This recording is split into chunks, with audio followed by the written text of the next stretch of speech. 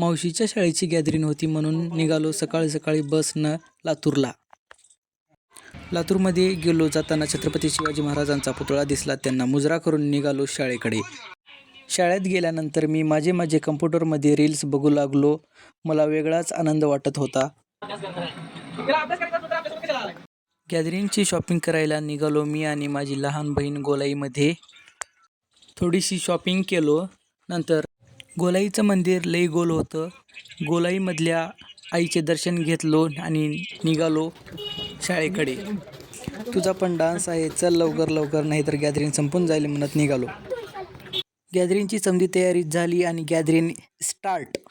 Today I am saying you कुछ करिए नस मेरी खोद